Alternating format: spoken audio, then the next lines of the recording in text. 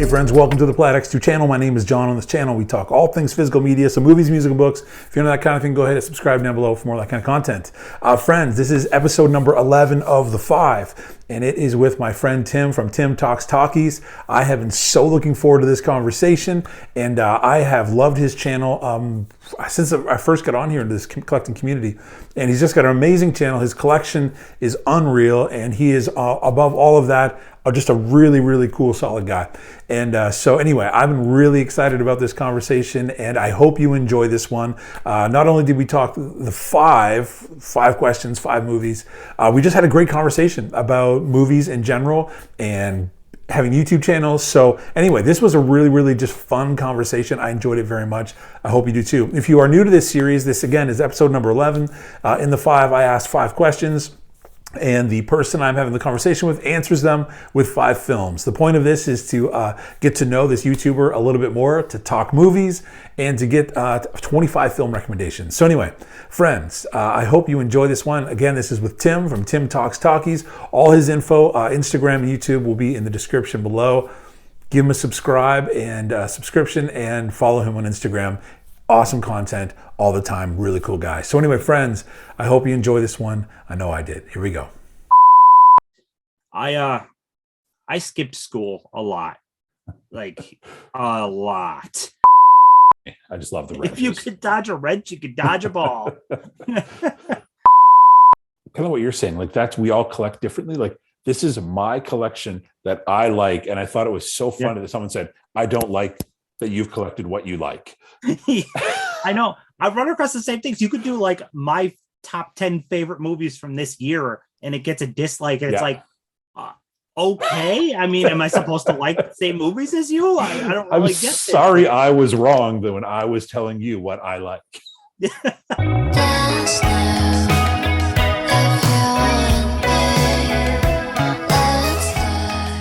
Well, Tim, thank you so much for doing this, man. And for those of you watching, wondering when this is happening at 9:08 p.m. So this is a late one. So Tim, thanks for doing this one in the evening. I know your work schedule is nuts. So thank you for doing this, man. I appreciate it. No problem. So friends, if you aren't familiar with Tim, Tim has, as you can see behind him, an unreal collection. And I'm a massive fan of your channel, man. I've been watching your channel for a long, long time now. And what I love about it is I learn a ton because your film collection is incredibly diverse. You've got a ton of older classics, everything up till now. And so I enjoy watching your content because I just learned a ton. So thanks so much for all the stuff you put out. Oh, thank you so much for the compliment. Yeah, I've never been pigeonholed into like one thing. I'm across the board on what I watch, what I collect, and all that stuff. So yeah, I'm not really a one genre type person. And we connected, I think, because I borrowed an idea from you that you did. The rotten movies, I think. Yeah, I had seen your idea and I loved it. Rotten films that were considered rotten that you enjoyed. Yeah, and I was like, that's such a killer idea. So I contacted you to make sure it was cool, and then did it because it was such a cool, neat idea. So thank you for that idea as well. So no problem. I wish I still had those videos around. You know how the channel rebooted essentially, but yeah, man. But your channel's growing super fast, the reboot too. So yeah, man. I love your content. Thank you so much. Well, I always will ask at least one question prior to jumping into the 5. And we share, we both enjoy this particular actress. And you actually sent me this film, and you went on about how much you loved it. Hammer's Home Video went on and on how much he loved it. And so I was like, we'll see if it's all right. And I loved it. It was so good. So you sent me Wait Until Dark, and it was everything you said it was going to be. It was so good. So I love that you're into older classic films. What I was going to ask you is if you recommended people to check out Audrey Hepburn, what would be the 2-3 films that you would say, these 3? If you're going to add Audrey to your collection, these are the 3 films you should add. Because I know you're a fan. You actually got me searching more of her stuff out. So I've built up a decent little Hepburn collection now. So if you would recommend 3, what would you say those are my go-tos? I would definitely Breakfast at Tiffany's is is got to be at the top. I mean, if you're going to pick one movie that summarizes her career, I would think it would be Breakfast at Tiffany's. But also, My Fair Lady is great. And then, I mean, Wait Until Dark. It's so good because it's not typical Audrey Hepburn. That's it's so different. Yeah. I thought it was a really great movie. I didn't know what to expect because all of the films I'd seen of her was like kind of the really lighthearted romance. And this was none of those things. You know what I mean? Yeah.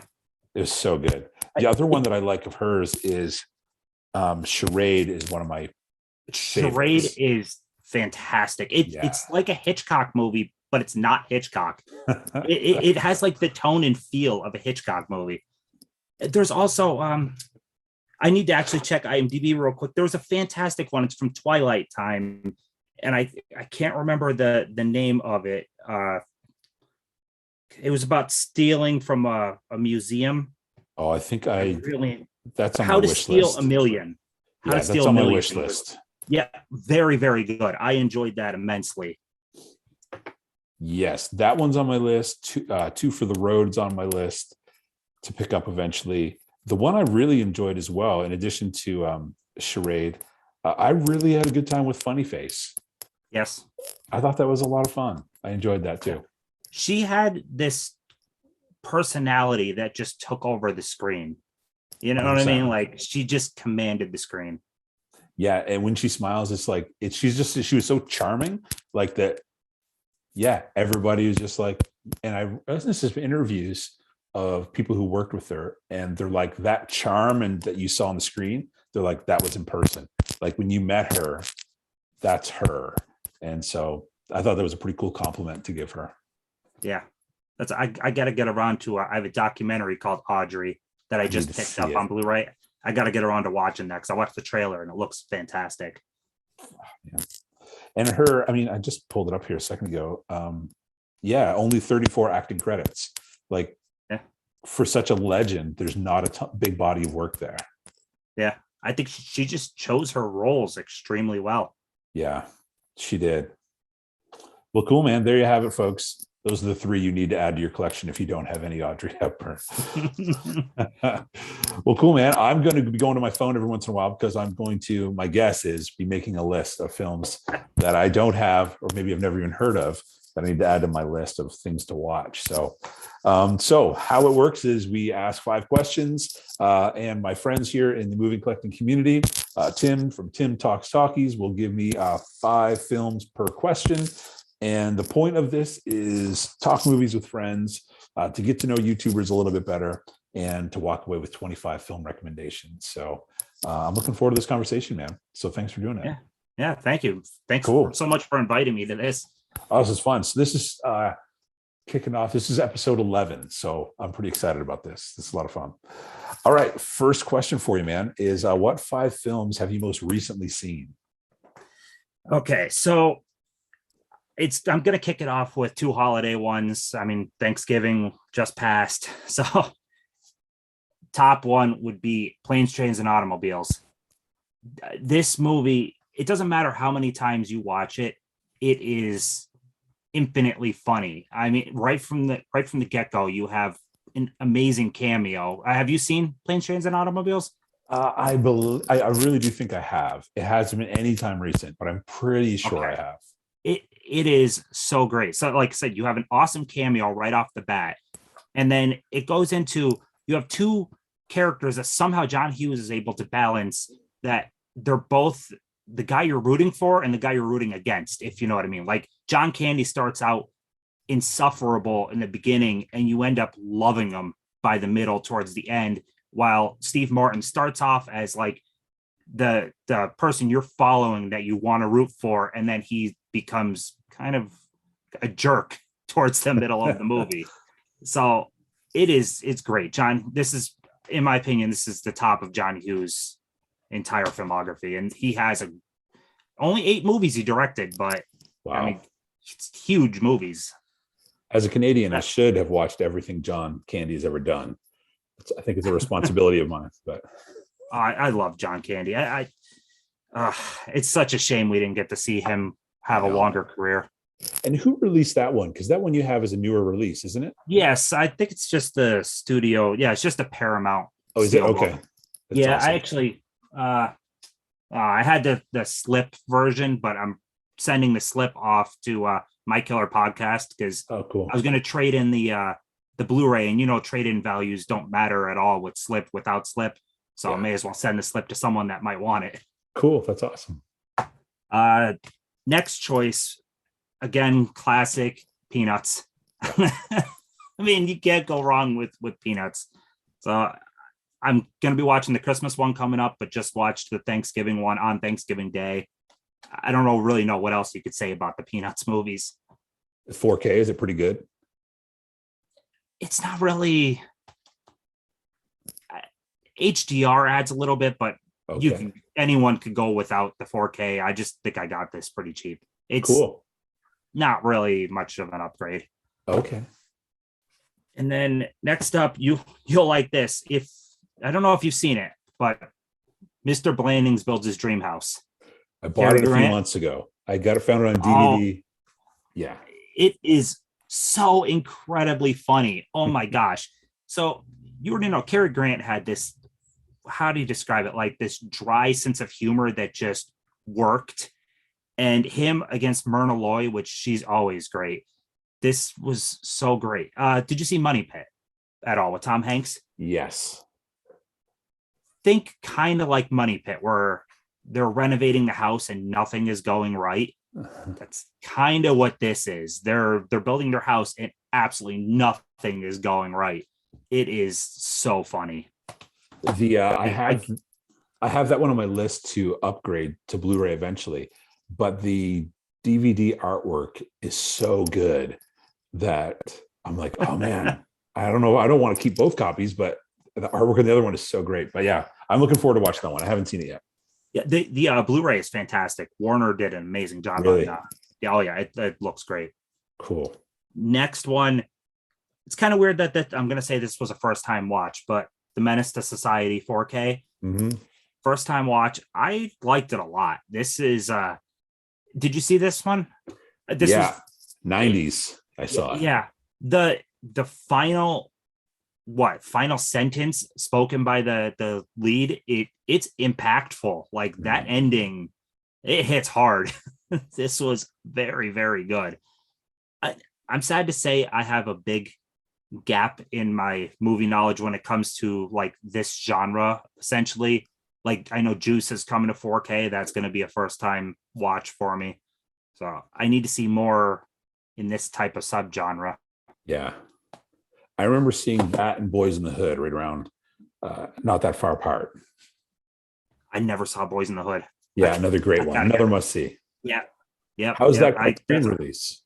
Is that a nice release, the Criterion release? Oh my gosh. This is it. It looks, I didn't get around to the special features yet, but the 4K scan, great. This is, from what I looked at on the other ones, this is the best looking of the releases so far. Yeah. Cool. Really, really good. And last one, if you saw it or if you didn't, but I'd recommend if you didn't see it, to see the original Yours, Mine, and Ours Haven't seen with it. Lucille Ball. Oh my gosh, is it so funny? So my wife and I went over to my parents, and my mom wanted to watch a movie and she picked this out to watch. And I saw what is it, from 2004 or 5? There's one with Dennis Quaid, the remake. I did see that one, but this first time seeing this, I loved it. Lucille Ball had, her facial expressions can absolutely make a scene. Like she had such perfect comedic timing with her face and everything. So there's this one scene where the kids inadvertently make her drunk because they don't want her around, and she plays drunk so amazingly. I enjoyed this immensely. That's awesome. What year did you say that one came out? 68. 68. I need to see that one. Yeah. A funny fact about it. So here's something. When I watch a movie, almost religiously, I will go on IMDb and I'll start reading the trivia about a movie afterward. It's just something I do. But because of that movie is when Paramount greenlit Brady Bunch. Really? So if that movie wasn't a huge success, which it was, Brady Bunch wouldn't even exist. That's wild. Yeah, that is really cool. Wow. I do a similar thing whenever I watch movies. I go to their Wikipedia page and I just start reading, and I start reading about the cast members and how long they Yep. lived and everything. Yeah, I never want to like check that stuff out before, but right afterwards, like I want to know more stuff about this movie. Right. Cool, man. Well, those are great 5 recent watches. That's awesome. Next question is, what 5 films do you have your earliest memories from? Okay, so with this one, I'm gonna say I have a really bad memory. Like most of my earlier childhood is just gone.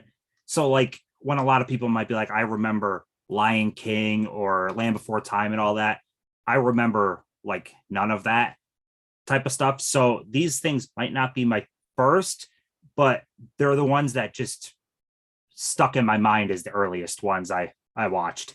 Cool. So you obviously have seen this one many times, but It's Oh, a yeah. Wonderful Life. My mom, so my dad was an action guy. So whatever he had on TV was action. My mom had Turner Classic Movies on 24/7. So I've seen this movie, I don't even know how many times over the years, along with many other James Stewart movies and some other classics. And I love this movie so much. I almost wanted to even put it in the impact section because Yeah. the story of George Bailey and what he goes through, I'm not gonna lie, like I've been through that same type of thought of maybe the world would be better off without me. And this movie really like hits it home that you matter, people around you love you. It's a fantastic movie in every way. Absolutely, it is. It is so good. Man, that's what a huge gift you had in growing up around classic films. Like, that's not most people's story. That's not mine. I didn't grow up around that stuff. And what a cool gift you had to grow up with Turner Classic Films just going. That's awesome. But what's a bummer though is like I wish I respected it more back then. I Yeah. went through this phase where like she had it on all the time. I'm like, I don't want to watch the old movies, but they'd be on in the background and stuff. And then I kind of came around on them. You know what I mean? Yeah. It's so weird because now my mom will watch, like, I'll watch these movies with her on the weekend, and she'd be like, "Now you love old movies?" I was like, "I'm sorry. I guess I grew an appreciation for them. I don't know what to tell you." Yeah, really. No, man, that's a good one. And that's a newer release too, that one you just showed. Yeah, this is brand new, like 2 weeks ago. It's nothing special release wise. It's inside it just looks like this. It's got, I sent you in a message the rest or the cookbook. Yeah. This has recipes from the cookbook inside. That's awesome. So, but otherwise, it's nothing special. Like you have like the 4K Steelbook, or is it the regular Steelbook? But either way, that's better. But I love the movie enough to buy the movie again. That's awesome. Next one, actually, 3 of these end up being my favorite movies of all time. But I have early memories of loving Ghostbusters. This movie, it just stuck with me as a kid. I watched the cartoons, I had some of the toys, and I just love these characters. I could watch this movie over and over and over again. It never gets old. It's so good. It really is. I even appreciate Ghostbusters 2 a lot, and I know that one gets more. I think people are coming around on it a little bit, but I love those characters. And Afterlife was amazing, by the way. I still got to see that one. And Ghostbusters 2, I bought this year, the 2-pack of 1 and 2, and I rewatched 1, but I still have never seen 2. So, I got to see that still. Yeah, it's not Ghostbusters 1 level, but it's still a lot of fun. It's got a lot of cool sequences, and it's a good time. I mean, I don't know why it got so much hate. Yeah, I'm looking forward to seeing it. Next one, my mom would actually make fun of me in that I kind of relate somewhat to the character, but Ferris Bueller's Day Off. I skipped school a lot, like a lot. enough that a truancy officer came to the house and Oh stuff. boy. So yeah, there is some spiritual connections to Ferris Bueller, except for I got caught and he didn't. But I love this movie. Again, actually, this is the second John Hughes one already. But yeah, great characters, just a ton of fun. Nice. Next one, you know how I said my dad was the action person? In my house, I was allowed to watch R-rated stuff when I was younger, but I couldn't have nudity or anything like that. My parents it couldn't be like super, super violent, or it couldn't have nudity. Other than that, they were pretty open. So one of my earliest R-rated action movies was Die Hard, because it's relatively tame. And I adore this movie. It's in my top 3 all time. I've seen it, I don't even know how many times. It's in every Christmas movie for me. I fall into that camp. It is a Christmas movie. All right. And then my favorite movie of all time, because I do have memories at least of seeing this, not first run theater, but in like the dollar theaters back when dollar theaters existed, but the first Jurassic Park. Nice. So I would have probably been like 94, maybe. It would have been in the dollar theater, because it ran for a long time in regular first run. But yeah, I loved this as a kid, and I love it today. My wife will roll her eyes whenever I want to watch it, but I watch this movie multiple times a year. I love it so much. I remember when that one came out, it just like consumed culture. Like it was everywhere. The toys, the t-shirts, everything, commercials. I think it was McDonald's or one of those big chains. Like all of their stuff was Jurassic Park. It was just everywhere. Yeah. And it's never went away. There is so much Jurassic Park memorabilia and stuff now. I mean, that's the crazy thing, is 2 of my top 3 favorite movies have so much memorabilia you can buy, and I love that. And then there's Die Hard that has nothing. I could buy almost nothing for this movie. But was it just like Funko Pops for that one? That's pretty much all you can get, right? Pops, Funko Pops, which I have. I have the Nakatomi Plaza like Blu-ray set, and you could buy like T-shirts that said that, a replica of the ho ho ho, now I have a machine gun. Mm-hmm. There's not really a whole lot for. I mean, what do you really do for Die Hard, really? It's true. But Ghostbusters and Jurassic Park, I got tons of stuff I can get for that. So Yeah. Well, that's awesome, man. Those are great 5 films. Next 5. What 5 films have had the greatest impact on you? It can be emotional, it can be worldview, life perspective, or none of those things, but just affected you the most. This one was the hardest of the 5 categories. All right. So I have a mix of impact for different reasons. The first 2 are going to have similar theme, but first movie is The Boy in the Striped Pajamas. Ooh, yeah. So do you see this one? Oh yeah. Oh my God, the ending. It is amazing to see. You see the movie through the innocence of a child's eyes, not understanding anything of what's going on. It is so incredibly well done. I don't know why this movie like never gets talked about. It really hit me. And by the end, it's like, oh my God. Yeah. This made me cry. It is so incredibly sad. Yeah. But like I said, seeing everything through this perspective of a child, when you have that innocence and there's no good and bad. He just wants to be friends with the boy on the other side. It's a rough movie.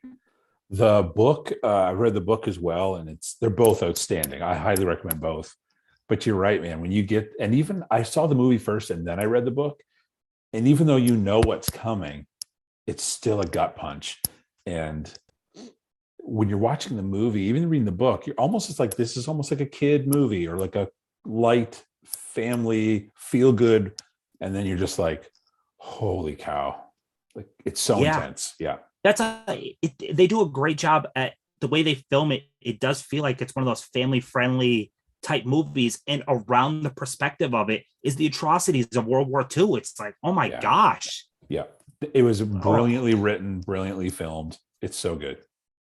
Yeah. Yeah. So that one, that was immediate. There's two in here that were automatic. I know what they are, and that was one of them.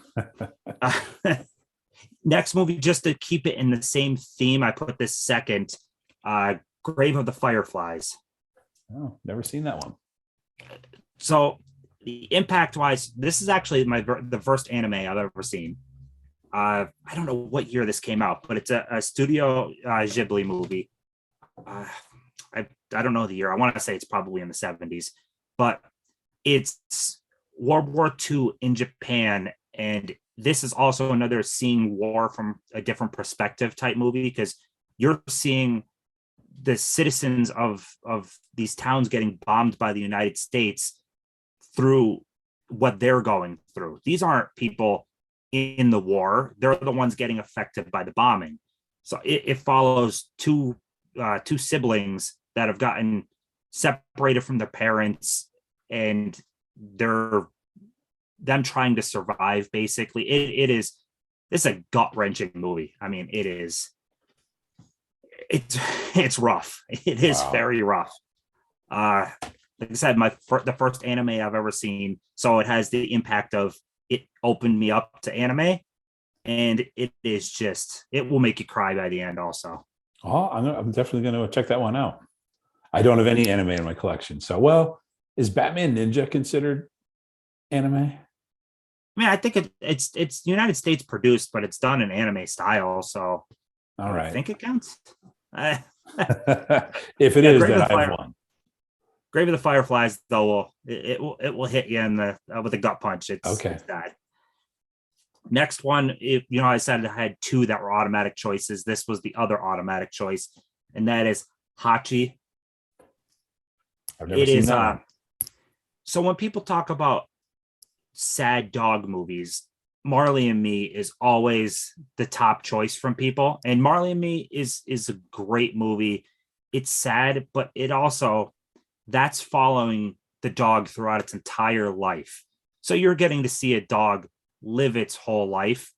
Yeah, it's sad by the end, but this is based on a real story of a dog whose owner passed, and he returned to the train station every single day to wait for his owner, who was never going to come. It is so freaking sad. It really is. The real dog, I think it was in Japan. They actually made a statue of him. Wow. Yeah. The local people at the train station would actually feed the real dog, because he had no owner anymore, but he kept going every single day waiting for his owner to come. Wow. It's such a sad movie. And the thing is, if you watch the trailer, it's promoting it as this fun dog movie. It's promoting it with Richard Gere, and you hardly get Richard Gere. You just get this sad movie of a dog who lost his owner. It's a tough one. If you like dogs, it's a rough watch. Okay. I think I've only seen it twice, just because it's a rough one. Okay. I'll have to check that out. I wrote that one down too. Yeah, and it's actually only rated G, which you don't see that very much. No. G is hardly used anymore. Not even for Disney stuff. Yeah, not even for Disney. Yeah, G's never used. The next two I kind of struggled with, but my wife kind of opened my eyes to going impact in a different direction. So this next one might seem weird, but it's going to be Army of Darkness. All right. And the impact is because I didn't grow up on horror at all. I love horror now, but I didn't grow up on it. And this is pretty much the movie that turned me on to horror. There was so I live in the house that I grew up in. And so when I point that way, there's a house right back there. I had a friend who had a ton of tapes, probably a collection of 400 or 500, while I only had maybe 50 or 60 at the time. So we would trade back and forth, even though I got the winning side of that trade. And within the trade would be Army of Darkness. I got to watch it. I watched it one day. I skipped school and watched Drowning Mona and then Army of Darkness. Wow. And I fell in love with Army of Darkness. I loved the character of Ash. I loved having a legitimate hero in horror. Like almost you could transplant him from an action hero into horror. It's kind of crazy, but yeah, that movie turned me on into going for the other Evil Dead movies, which led me down a road of the rest of horror. Yeah, without Army of Darkness, I probably wouldn't love horror the way I do now. Wow, that's pretty cool though. That you can identify a film that actually opened up an entire genre to you. Yeah. It's kind of crazy too. It's not even Army of Darkness, and you look at it now, it's mostly a comedy movie, but to someone that didn't really touch horror, didn't come from that, it was a horror flick. And then I went deeper and deeper into like watching the first Evil Dead, which is it has rough scenes in it. Okay. It's yeah, there's some stuff that happens in that movie. Oh, but yeah, love that one. And then the next one opened me up to musicals. I wasn't really a musical fan. This is a newer movie too, but La La Land. Okay. I seen a couple of musicals beforehand, and like I saw My Fair Lady beforehand and stuff, but La La Land opened up musicals for me, I guess you could say. I realized like, oh damn, there actually is great musicals out there. And then that made me go back in time and watch like Singing in the Rain, which I love now. Sure. And it just it opened me up to the whole genre of musicals. That's cool. It's a decent impact. Now I love musicals. I am not into musicals at all. Like I've tried to go see them live because some people like they don't like sports, but they love to see that live. And I just can't do it, with the exception of Sweeney Todd, the Johnny Depp film. Yeah. Yep. I love that movie. I'm not into blood, gore stuff at all, gory, bloody stuff, and I'm not into musicals.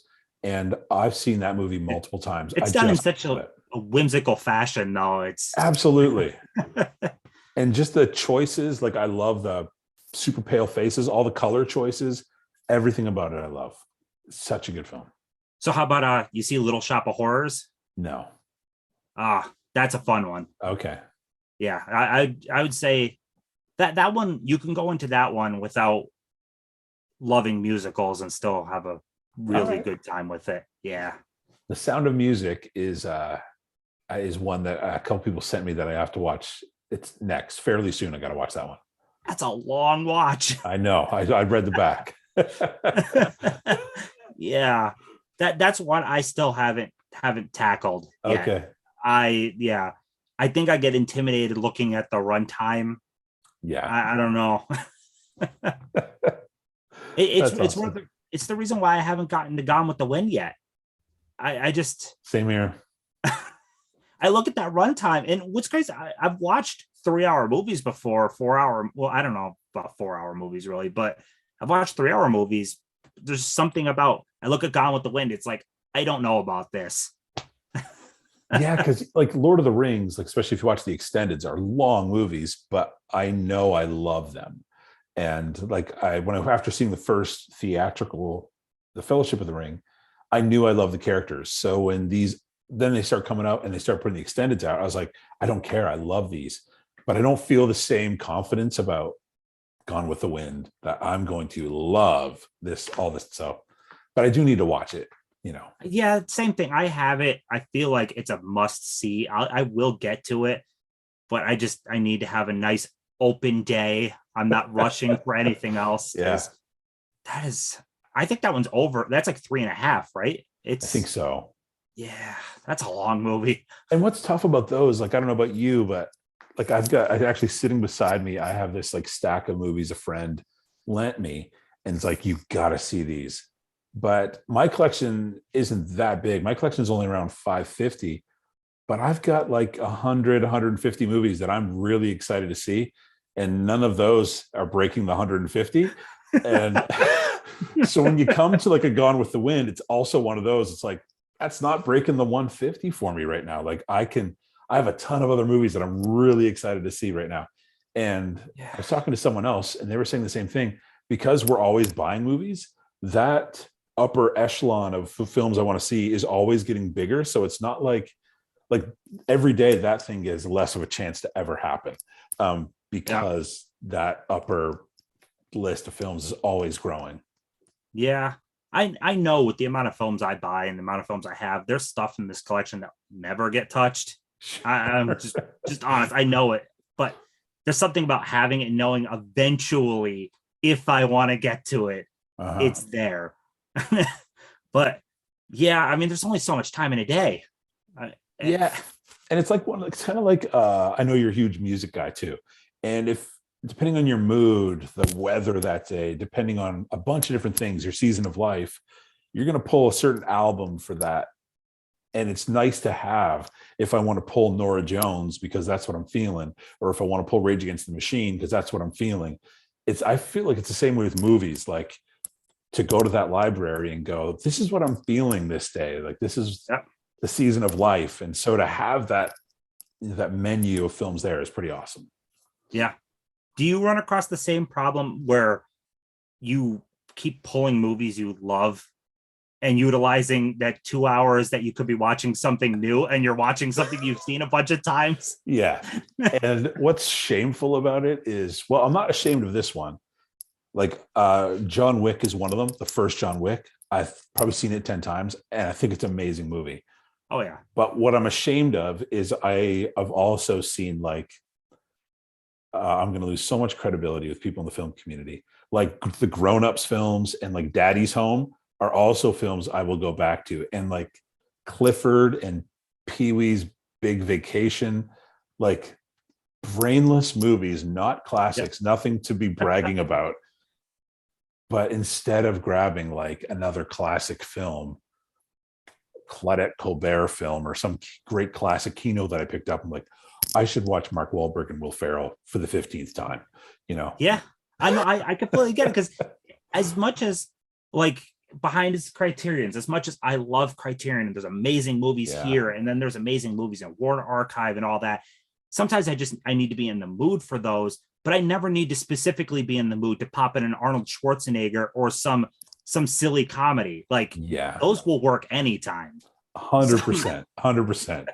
And there's times where you're just like, your brain and soul, like I have nothing to offer right now and I can't try to figure something out. I just want to laugh, or I just like the other one that again, Once Upon a Deadpool. I just love throwing that in because it's so dumb and there's nothing to it. I don't have to, it doesn't require anything of me. I just am entertained, Yeah. So that's how I feel with Arnold Schwarzenegger is probably one of the top ones. I just pop his movies in when I can't think of anything. It's just I could brainlessly watch him kill 500 of the same soldiers in Commando over and over again. It's just fun. I don't need to put thought into it. Yeah, man. I totally get it. And then I do look at my Criterion films and I'm like, when am I going to get around to watching this classic? And yeah. So. Yeah. It feels weird to say that because I love Criterion movies and stuff like that too. You have to be in a specific mood. You really do. And for me, work like tonight, I go usually to like 8:30 or 9 on Tuesday nights. So it's not like I can drop in like a really intense, long foreign film at 10 o'clock at night after I get home and finally eat some food and expect to last. I'm going to fall asleep in 30 minutes. Yeah. But if I throw in Once Upon a Deadpool, that's fine. And even if I do fall asleep to it, who cares? But when I want to watch one of those great classic films, I want to be present for it and like really take it in. Yeah. Phone down, full concentration. Yep. 100%.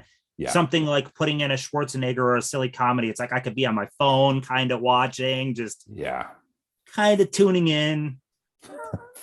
I hear you, man. Cool. Next question. What 5 films do you consider to be underrated films? Underrated. Okay, so I'm going to move this one to the back. I'm going to start this off with some James Stewart. All right. Got to open this up. I don't know how well it shows, but Rope. Yeah. You hear Hitchcock talked about, or you hear James Stewart talked about, you never hear Rope talked about. Rope is fantastic. It's so good. I watched it for the first time shortly before 1917 came out because I ended up reading that it's essentially Hitchcock created like the one shot movie because that's all done to look like one continuous shot. But Hitchcock had way more to work around with the camera systems of that time. It is amazing what he pulled off with Rope. And then you also just get an hour and a half of a really good little suspense thriller with fun characters. I still need to see that one. I love James Stewart, but he's one of those guys where I need to break out into his other stuff because I'm so locked into his 30s and 40s, Everyman, screwball comedies. I love that stuff so much. It's a Wonderful Life. I love those ones so much. I did see Rearview Mirror maybe a year and a half ago, and I really, really enjoyed it. It was great. So Rope is one of the ones that is on my list of films I need to see. Yeah, James Stewart's Hitchcock stuff is all fantastic, but Rope is so underrated. Do you know the plot on Rope or no? I don't know anything about it. Which is probably good to go into that film. Yeah, I think it would be best just going in knowing absolutely nothing, but it's great. It's an hour and a half, one continuous shot, and it's awesome. All right, man. I put on the list. I just received, it's not my birthday month. I had a family member very close to me message me the other day, like, did I send you anything on your birthday? And I was like, no, I don't think so. And I wasn't thinking about it. Like I didn't care. And they're like, they just felt so bad. So they just sent me a birthday gift today. So 5 months later? So maybe Rope I'll pick up. So I'm trying to decide what films I want to grab. So this actually is working out great doing this conversation with you because I'm going to go home, eat cereal, lay on my couch and hang out on Amazon. So yeah, I guarantee you will like Rope. All right. Yeah. Cool. Next one is the movie Moon. I haven't seen it, but I've heard amazing things about it. It is phenomenal. So the director is Duncan Jones, who is actually David Bowie's son. Wow. Yeah. Moon it's basically a one-man show. You have Sam Rockwell is the only like actor on screen, essentially, other than a couple like video conference things. And then you got Kevin Spacey, who plays like this robot. And the whole story is basically mining going on the moon. And he's the miner and he's supposed to do it for X amount of years. And then he gets to go home and things just take a wild turn. Can't really say too much else because it takes like really interesting twists and turns, but very, very good. And Sam Rockwell does an amazing job in this. I mean, he's essentially acting against himself on screen. It's excellent. Cool. Next one, even though we talked about it earlier, would be Wait Until Dark. So good. I had this poll. This was when this was the question. This was the first choice on this, just because Audrey Hepburn wise, this doesn't really come up in conversation like ever. Yeah. And not only do you get a great performance by her, like she does a great job playing blind. A lot of actors kind of do a crummy job of playing blind because your eyes track to the person without even trying. But she does a great job. She's not wearing glasses for a chunk of the movie. So like she has to legitimately just stare ahead and not look at the actor. She does a great job at it. You got Alan Arkin is phenomenal as the villain. Oh my God. Absolutely. Absolutely. For being like a set in one location movie, they did a great job. I will always recommend this movie. Yeah, that was it. And for me, like you've just seen Alan Arkin's one of those guys where you just like, when you see him hit the screen, you're like, I've seen so many movies of him in that one. Like when you just say Alan Arkin, what movies have you seen of his? I can't tell you a bunch right off the top of my head, but if I like go through his IMDb thing, I'm like, oh my gosh, I've seen a zillion movies with him in it. And to see him so young in that movie was really cool. And terrifying. And very terrifying, yes. and all of that for really not that much money in drugs. That was a pretty small amount of drugs. Mm-hmm. But yeah, excellent movie. And also kind of dark themes for what was that, mid 60s, late 60s? Yeah, absolutely. Yeah, very, very good though. So that's an always recommendation. Next one, I've only seen this one once. This was a blind buy from Warner Archive, but I loved it. And that is Judgment Night. I've never heard So, of it. yeah, I didn't either. That's the so this is one of the reasons I love the boutique labels and stuff too, is I will just blind buy stuff and run across amazing things. So this is from 1993, and it's a bunch of friends. Who do you have in this? You got Emilio Estevez, Cuba Gooding Jr., Dennis Leary, Stephen Dorff, Jeremy Piven, like big cast, especially for 93. And they're all going to a was a basketball game, I believe it was. And they got this big RV that the one guy took out for a test drive, and he used it for going to the basketball game. But they take a wrong turn and end up in completely the wrong part of town, a very, very sketchy part of town. And they end up witnessing a murder. And the people that see that they saw it are hunting them down to cut all loose ends. Very, very thrilling movie. It's a movie that could have been completely solved if they had a cell phone, but this is pre everybody having cell phones, and it is really darn good. I enjoyed the heck out of this.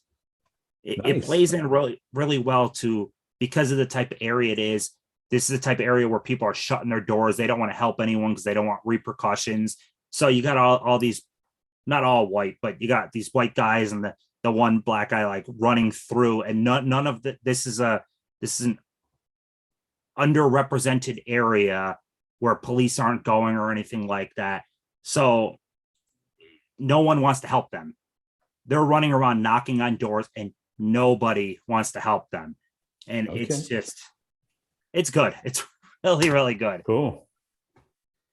And last one, we were talking about Criterion, and part of me doesn't know if this fits into, I feel like a lot of people know about this movie, but then again, maybe outside of the Criterion circle, maybe they don't. And that is Night of the Hunter.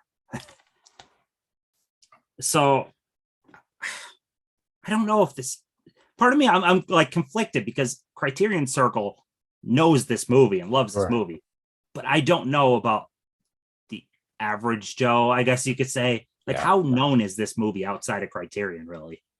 Yeah, like I hadn't heard of that film, I think, until you talked about it. And because I'm only maybe a year and a half into Criterion films myself. And so I think I actually heard about it through you. Yeah. And I can't remember where I heard about it from, but it was another YouTuber, and I can't remember who, but they were recommending, and this thing, it's phenomenal. So this is very dark themes for, I think it's 1955. A man robs not even that much money, really. It ends up being, it's like maybe like 20 or 30,000 nowadays in money, but he ends up getting executed. His kids have the money, and Robert Mitchum is a really evil guy worming his way into the family to try to find out from the kids where the money is. This movie takes incredibly dark turns, and it's excellent. Robert Mitchum is evil in this movie, like super evil. I loved it. The cinematography is amazing in this movie too. Cool. So yeah, I was like conflicted because it's like, is this underrated? But you're right, though. I think if outside of the Criterion circles, I never hear about it. So yeah, I don't know how many like people know about it outside of Criterion. Mm-hmm. So that's why it's a reason to talk about that movie. For sure. Well, good picks, man. And the last one for you is, what 5 films bring you the most joy, hope, laughter? They put a smile on your face. This one was relatively easy because this I got to pick dumb fun movies. Good. First one is Dodgeball. You did a separate video on Dodgeball.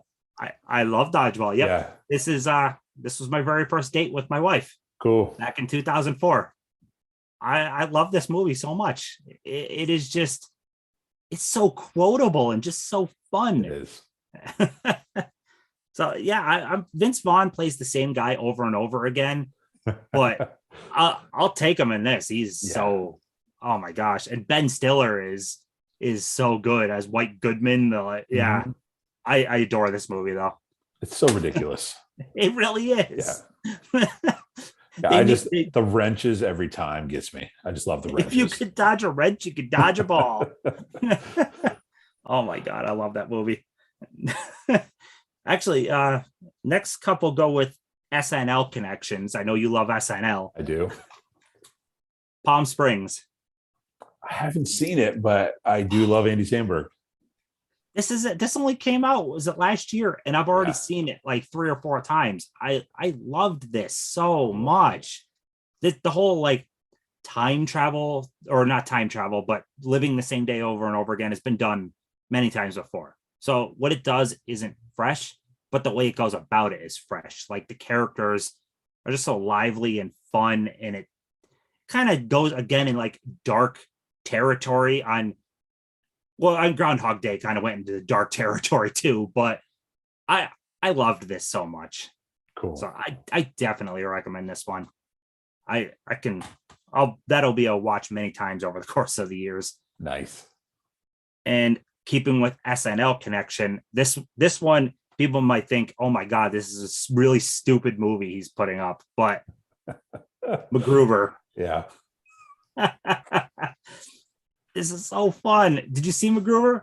I have seen it, and it is super stupid. It's I will tell you, the scene where the van blows up behind him and then he takes off running with all the elite soldiers. I cry during that scene. I laugh so hard. Everything he says is so dumb, and I laugh so hard. Because what I love is it does an amazing job with the setup of the jokes. Like leading up to the van, you get five minutes at least of recruiting everybody, and you get all these big wrestlers, and he's like, oh wow, this is an awesome team, and then he blows them up on accident. It's so good. Yeah. And there's also like that running celery joke that goes throughout the movie. Yes.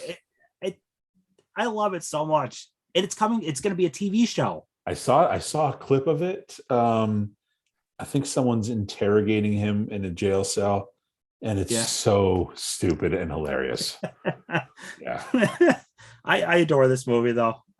No one talks about this. We saw this opening day, and we were on vacation. I think we were in Ohio, because we were doing a concert called Rock on the Range, and we were doing Cedar Point Amusement Park, and we were just having like this big Ohio vacation essentially. Cool. And stopped to see MacGruber, like the only people in the theater, no one else on opening day.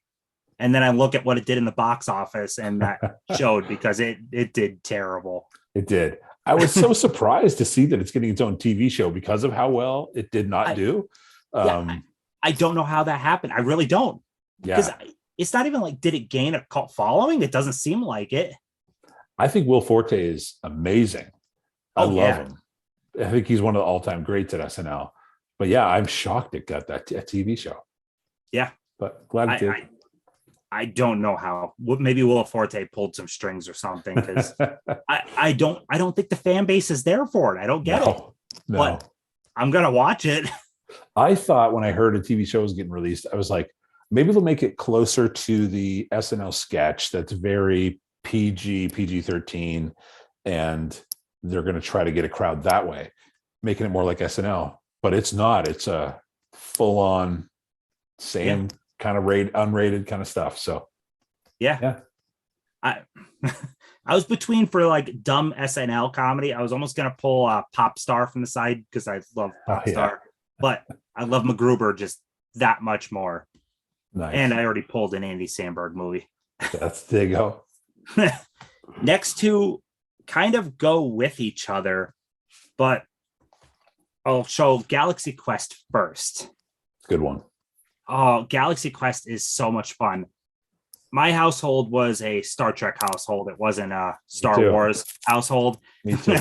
So growing up with Star Trek, Galaxy Quest is such a blast. And because not only it doesn't approach parody level trying to make fun of Star Trek, it's going from the approach of love. You could tell they loved Star Trek, and they made such a fun movie. Yeah. Like, oh my god, the scene with those guys though, oh, they're so cute. And you get a very young Rainn Wilson in that one. Yeah, yeah. And then because I mentioned Star Trek, Yeah. I love the reboot franchise. I think So they good. did an amazing job with it. And Star Trek '09, saw this multiple times in the theaters, and I could watch this at any time. Yeah. It's rewatchable and it's so much fun. I'm really bummed that that franchise essentially came to an end. Yeah.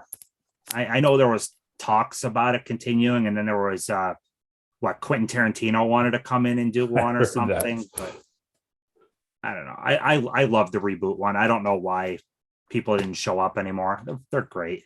The when the Beastie Boys are playing and he's ripping through there. So good.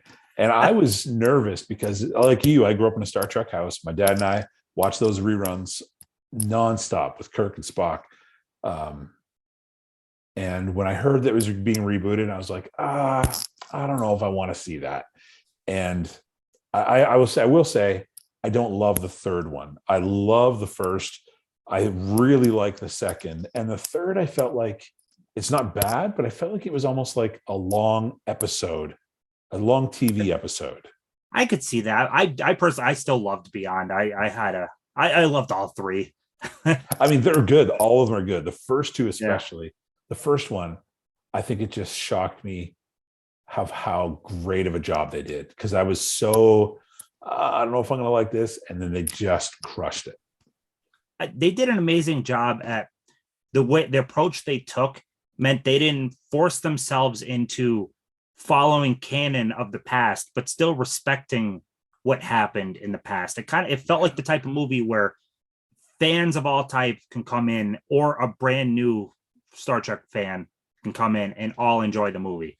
They did such a good job with it.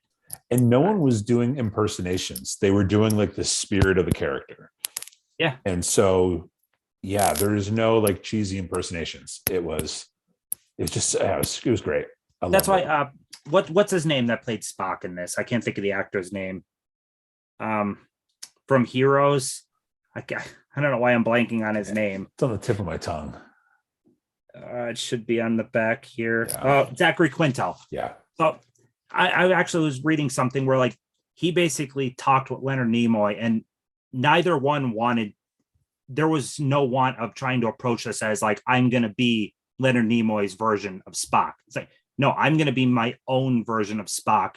But within this world that we've created, it works because you can have two different versions of Spock, and it makes complete sense. Yeah. I love that the approach they took.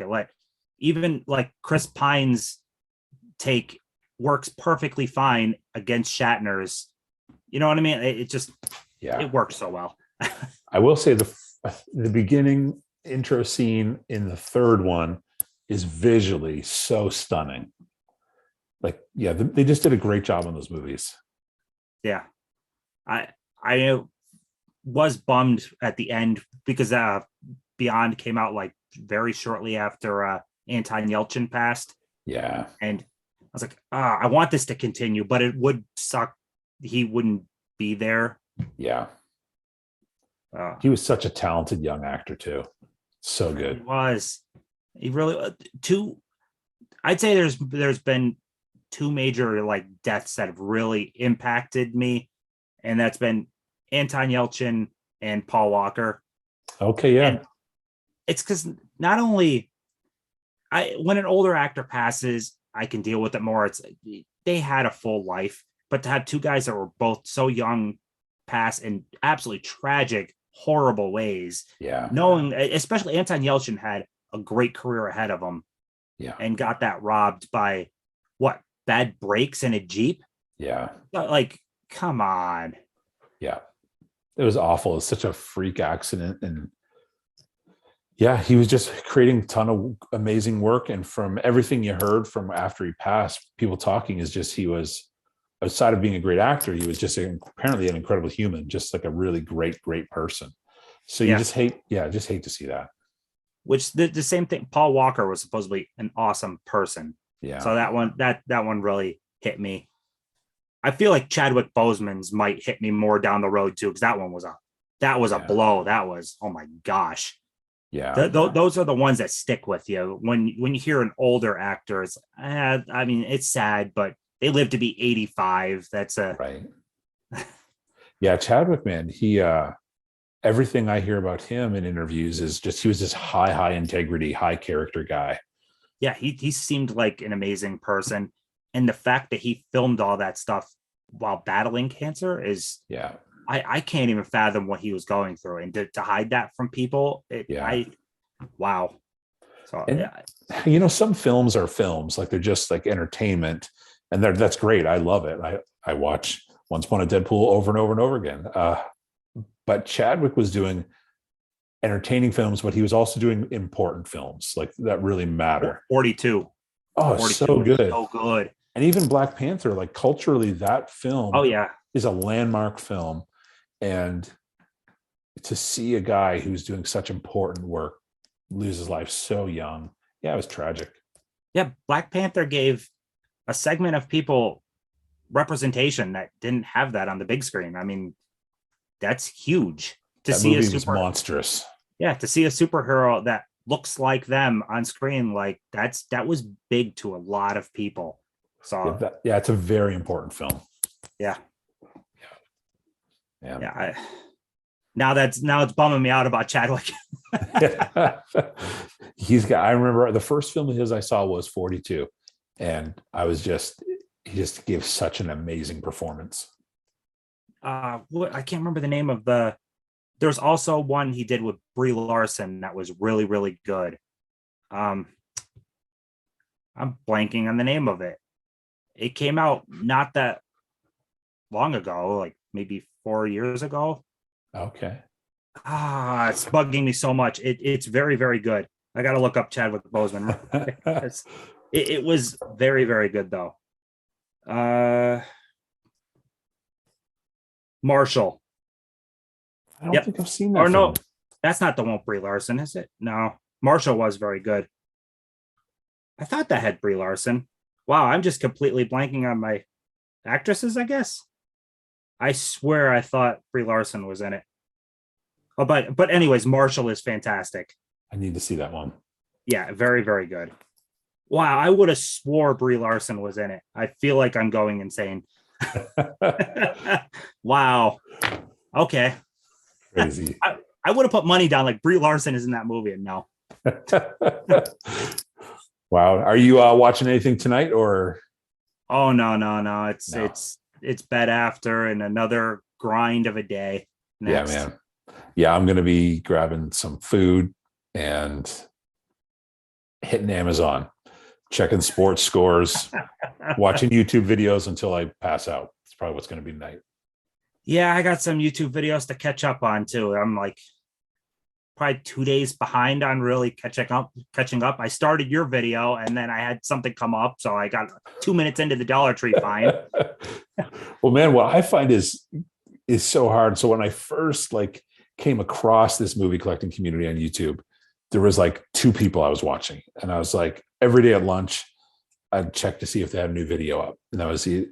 And as I've spent more time here and made more friends, now it's like I go home at the end of the day, I'm like, man, I think I got 3 hours of videos to watch. I really want to see how my friends are doing, and I'm super curious as to what they found. So the longer I'm on here, the content is just building more and more and more.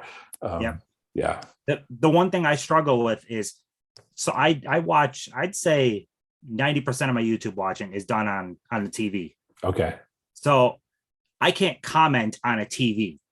So I have to remember that after I watch these 10 videos to try to remember to go back to the videos on my phone to comment, because I want to acknowledge hey, I watched your video, but sure.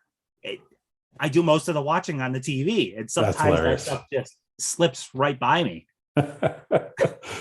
Today I had to set up a room at work, and so I had my phone propped up on a table watching videos while I was setting up a room.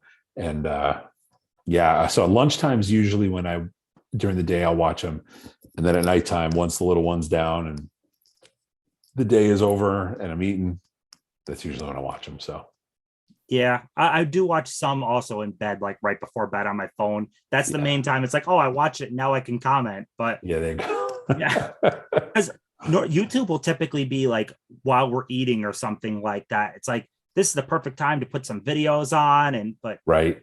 I can't comment at that moment. Yeah. Well, man, do you have any particular things coming up on the channel that you wanted to mention? I know you've started a new series, and I just got to watch some of that. Yes, which actually I didn't film it yet. I don't know where I put Mr. Blandings, but the next episode of Grayscale Reviews is going to be on Mr. Blandings' Awesome. Built His Dream House. But yeah, I'm going to have a new one of that. Didn't film it yet. I'm going to have video for favorite movie of every year I've been alive. And tomorrow I'm going to have a new haul video go up that I filmed and edited. I just got to get it uploaded. Nice. So by the time this comes out, that'll already be up. I don't know what else will be up. I'm kind of taking this as I come, I guess. Yeah. When I first did the channel the first time around, I feel like I put myself into like, I'm committing to this day and this day, regardless, no matter what.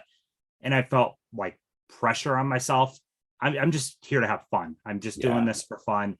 So now I'm not like, it's when I get to videos and upload them, I've had weeks where I put like 5 in a row up, 5 days in a row, and then another one where it might be one for the week. So yeah. I had recently, I just other than the Dollar Tree one, I think everything else I'd filmed weeks ago. And I just because of life and just wasn't in a headspace with energy to edit and post. And so now the videos I'm putting out, I think the Dollar Tree I wanted to get out because I just did it this weekend. It was quick and easy. But all the other ones are coming out. So it's like I have a giant beard and then I'm clean shaven. And then the next one to come out, it's going to be an instant giant beard again. It's all old stuff. But the problem I'm having is I have a lot of ideas for specific types of videos that aren't just hauls, but they take more dedication and just, I don't have that at the moment. It's super busy at work. So I don't want to be like, all I got is another haul, but it's just, it takes time for some of the other videos. It does, man. It really does. And for me, I don't know about you, but I hate getting up in front of the camera and then not being like prepared. Like, so then you come across like, I actually don't know anything about this movie, even though you do. So I do want to be somewhat prepared when you're doing some of those more in-depth videos, or they need a little more thought other than this is what I picked up at Goodwill. This is what I picked up, Yeah. I blank on a lot of stuff when I'm filming. I swear I will hit record and stop so many times. I have so many different bloopers essentially of me just tripping over words and failing miserably. I wish I had kept all of the things that I've recorded, because it would be fun to just release like a 15 minutes of me blowing it and just ruining it. Yeah. But I wish I kept all my old videos. I deleted all that stuff completely. Gotcha. Uh, Well, you're putting up killer content, man. I always enjoy it when you have a new video out, and it's I always enjoy it, man, and always learn a ton. And I love you're one of those YouTubers who, again, you pick up such diverse stuff. So for me, it's really fun because I get to see a bunch of different things, because I love 30s and 40s, but I love stuff from today. And then you also pick up a lot of different like editions of films. For me, I'm like, if I'm looking for a certain one, I'm like, oh, I had no idea that one was out, or I had no idea that label released it. And so I love your content, man. You always put out quality stuff. Thank you so much. It's a lot of money. Well, I know for me, man, I enjoy, there's a bunch of YouTubers out there where I watch their stuff and then I build my wish list via what they're picking up. And so it's been super fun. Tony's definitely one of those guys. And I love watching his stuff, man. And I know he's said in many videos, people give him the business if he's got like X amount of number of copies of the same film or releases. But I find it so interesting to go, Yeah. oh, I had no idea that that one was out. Like that's the one I'd want. You know what I mean? So I find it really helpful personally. And it's all about what you enjoy. Like I never Yeah. understood. I've had people already in comments to me kind of give me the business about stuff. It's like this is my collection. It's what I enjoy. If you collect in a different way, that's perfectly fine. Like Yeah. we don't all have to collect the same way. I mean, Yeah. if Tony wants 5 copies of the same movie, that's fine. Like go for it. I have multiple copies of tons of movies. Yeah. I have multiple copies of movies too. I think it's fun. One of the ones that made me laugh was I did my first collection video just after Christmas last year, where I went through the whole collection, showed the whole thing, and then it was probably like a few days later, I got someone disliked it, and I laughed so hard. Like, and I told my wife, she said, "What's so funny?" And I was like, it just caught me off guard how funny it was. Like, kind of what you're saying. Like, we all collect differently. Like, this is my collection that I like, and I thought it was so funny that someone said, "I don't like that you've collected what you like." I know. I've run across the same things. You could do like my top 10 favorite movies from this year, and it gets a dislike, and it's like, okay. I mean, am I supposed to like the same movies as you? I don't really get this. Sorry, I was wrong when I was telling you what I like. I'm sorry, my opinion doesn't mesh with yours. Oh my god! Funny. Like in the last probably month, I was told once you get on YouTube, you've been around for a while, you'll start getting trolled. And I thought it was so funny. The last few videos I put out, it's like as soon as it's out, it's instant, like handful of dislikes. Yeah. And it makes me laugh that people will take the time to do it. And also what's funny is it's an interaction. So it actually just made your video a little more popular. Yeah. So it's so funny to me that someone would take the time to go, "I don't like you, but I'm about to make you more popular." Yeah. I've never understood it. Like there's that whole thing now about the dislike button going away. Yeah. And apparently today it's done. Oh, is it today? I was I was watching some video today, and it was a sports thing.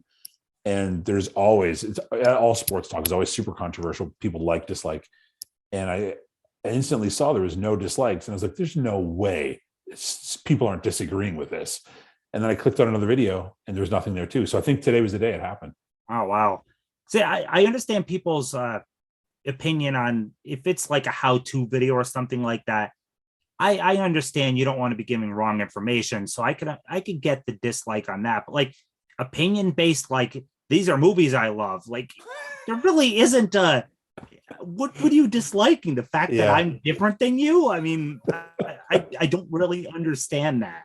Yeah, I'll never wrap my head around it. I think it's genuinely funny. It really, when I first got that first thumbs down, I burst out laughing. I was like, that is so funny. But yeah. I literally don't think I've used it a single time, a thumbs down, not once. I don't think so. I see no, like, I just exit the video. I mean, exactly. If you don't like it, stop watching. Yeah, I don't get it. Yeah, it is very funny. So I think now the thumbs down is there, but you can't see the numbers for it. Yeah, I think I didn't know it started today, but I think it's supposed to be the creator sees it, but everybody else doesn't. I see. I should go look and see if there's any. Yeah, that'll make me laugh. And now people will be more disliking and then just essentially making the video more popular, but then no one else will be able to see it. Yeah, it'll be great. Well, Tim, thanks for doing this, man. I really appreciate it. And it's like 20 after 10 now. So you taking the time to do this after a long day of work, man, and giving me a little extra time today too, I really very much appreciate it. So yeah. So thanks very much. Thank you so much for having me on, though. Like I said, I've been looking forward to this, to be honest. Well, we'll have to do another one, man, because I know we have a lot of the same similar likes when it comes to movies, especially classic stuff. So we should do another conversation around some of that kind of stuff. Yeah, I love the amount of people that love classics on here is much smaller. You got you, Stephanie, Nathan Hale. Like, it's a smaller community that really loves the classics. Yeah. So that would be a fun conversation. Yeah. So, Cool, man. I had a blast. Cool, man. Well, I appreciate it. Thanks for doing that. And thanks for giving us all 25 film titles recommendations. No problem. Hopefully nothing is too generic for anybody out there. I No. struggled with that a little. Well, I'm trying to think. No one's mentioned MacGruber before. So that's so that's good. Cool, man. Well, thank you again, man. And all of your content, your Instagram, everything's going to be at the bottom here. So for this video. So everyone should go subscribe and follow to Tim Talks Talkies for sure. Yeah, definitely. I would appreciate it. Cool, man. Well, thank you again, man. Yeah, no problem. All right. Well, there you have it, friends. That is episode number 11 of the 5. I want to say a huge thank you to Tim from Tim Talks Talkies. I appreciate him being on this episode. I look forward to having another conversation with him in the future because I just so enjoyed getting to chat movies. Anyway, friends, thanks so much for checking this one out. I always appreciate it. If you like it, go ahead and hit like. If you want more of this kind of content, hit subscribe. And I hope you have a great Christmas season. And please do take care of yourself. And we'll see you next time.